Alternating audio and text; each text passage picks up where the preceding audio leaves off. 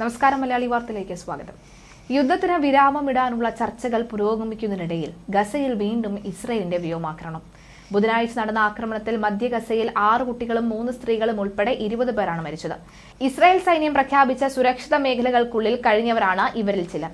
അതിനിടെ ഗസ സിറ്റിയിലെ എല്ലാ താമസക്കാരും വീട് വിട്ടൊഴിയണമെന്ന് ഇസ്രായേൽ സൈന്യം നിർദ്ദേശിച്ചു.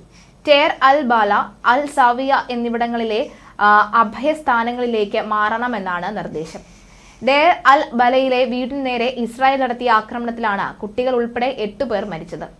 നുസറത്ത് അഭയാർത്ഥി ക്യാമ്പിനു നേരെയുള്ള ആക്രമണത്തിൽ 5 കുട്ടികൾ ഉൾപ്പെടെ 12 പേരും കൊല്ലപ്പെട്ടു. പലസ്തീനുകാർക്കായുള്ള ഐക്യരാഷ്ട്രസഭ ഏജൻസിയായ ഉൻറയുടെ ഒഴിഞ്ഞുകിടക്കുന്ന കെട്ടിടത്തിന് നേരെയും ആക്രമണം ഉണ്ടായി. ഖാൻ യൂനിസിൽ അഭയാർത്ഥികളെ താമസിപ്പിച്ചിരുന്ന സ്കൂളിന് നേരെ ഇസ്രായേൽ നടത്തിയ ആക്രമണത്തിൽ മരിച്ചവരുടെ എണ്ണം 31 നാസർ ആശുപത്രി അധികൃതർ അറിയിച്ചു. 50-ലധികം പേർക്ക് പരിക്കേറ്റു. ഗസയിൽ നിരന്തരം ആക്രമണം നടത്തുന്നതിലൂടെ സമാധാന ചർച്ചകൾക്ക് തടസ്സം സൃഷ്ടിക്കാനാണ് പ്രധാനമന്ത്രി ബെഞ്ചമിൻ നെതന്യാഹു ശ്രമിക്കുന്നത് എന്ന് ഹമാസ് ആരോപിച്ചു. അതേസമയം 60% ഹമാസുകാരെയും ഇല്ലാതെയാക്കിയെന്ന് ഇസ്രായേൽ പ്രതിരോധ മന്ത്രി യോവ് ഗാലന്റ് പറഞ്ഞു. എന്തായാലും നിലവിലെ സാഹചര്യത്തിൽ ഗസയിൽ യുദ്ധം അതിന്റെ ശക്തമായ മൂർധന്യ അവസ്ഥയിലേക്ക് മാറുകയാണ്. അപ്പോഴും വെടിനിർത്തൽ കരാറിൽ ഒരു അന്തിമ തീരുമാനം ഈ ആഴ്ചയോടുകൂടി ഉണ്ടാകുമെന്നാണ് പറഞ്ഞിരുന്നത്. ഇന്നിപ്പോൾ ഇതാ വ്യാഴാഴ്ച ആയിരിക്കുകയാണ്. പക്ഷെ അപ്പോഴും അതിനൊരു അന്തിമ തീരുമാനം എടുക്കാൻ ഇതുവരെയും സാധിച്ചിട്ടില്ല. കഴിഞ്ഞ ആഴ്ചയിലാണ് വെടിനിർത്തൽ കരാർ അല്ലെങ്കിൽ വെടിനിർത്തൽ ഉടൻ തന്നെ പ്രാബല്യത്തിൽ വരുമെന്ന റിപ്പോർട്ടുകൾ പുറത്തു വന്നത്.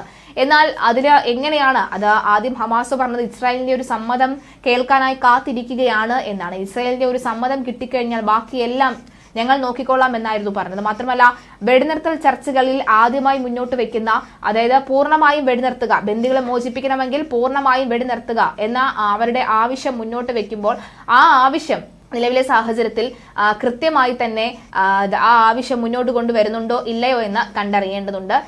എന്തായാലും നിലവിലെ സാഹചര്യത്തിൽ ഈ ഹമാസുമായിട്ടുള്ള തർക്കം അത് അങ്ങനെ തന്നെ തുടരുകയാണ്. പക്ഷെ അപ്പോഴും ഇസ്രായേൽ പറഞ്ഞൊരു കാര്യമുണ്ട്, ലബനനിൽ നടക്കുന്ന യുദ്ധത്തിന് ഒരു തരത്തിലുള്ള അയവുമില്ല. ഹിസ്ബുള്ളയും ഹൂതികളെയും അവർക്ക് കൊടുക്കേണ്ടത് കൊടുത്തു തന്നെ വിടുക ചെയ്യും എന്നാണ് ഇസ്രായേൽ ഇപ്പോഴും ആവർത്തിക്കുന്നത്.